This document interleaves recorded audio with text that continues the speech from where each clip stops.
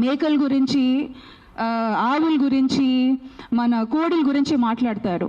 నేను నిజంగా మనస్ఫూర్తిగా చెప్తున్నానంటే వాళ్ళ మీద జరుగుతున్న హింస అనేది కుక్కల మీద కూడా జరగట్లేదు. పాపం వాటిని మేము తిండి కింద పెట్టేసి వాళ్ళకి ఎలాంటి ప్రొటెక్షన్ లేకుండా అసలు వాళ్ళు ఎప్పుడు పుడుతున్నారు, ఎప్పుడు పోతున్నారు. ఎందుకంటే మేము నాలుగుకి బాన్సాకాలు అయిపోయామండి. మా టేస్ట్ బడ్స్కి మేము స్లేవ్గా అయిపోయాం. ఆయన వచ్చి ఇప్పుడు క్వశ్చన్ చేశారు కదండి కోడిల గురించి, మేకల గురించి. ఆ మార్పు ఆయనగా తీసుకొని రావచ్చు. ఇక్కడ ఉన్న majority of animal activists vegetarian కానీ వీగన్ కానీ మారిపోయారు.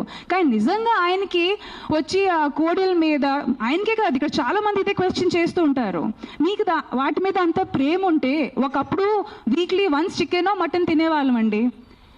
ఇప్పుడు ప్రోటీన్ పేరు మీద కానీ హెల్త్ పేరు కాదు, ఇంకా ఏమంటారు, ముక్క దిగకపోతే అసలు కడుపు నిండదు, లేకపోతే అవన్నీ చెప్పుకుంటూ అది ఫుడీ అనే పదాన్ని మేము పెద్ద గట్టిగా అది ఏమంటారు ఒక లైఫ్ స్టైల్ కింద ఐఎమ్ అ ఫుడీ.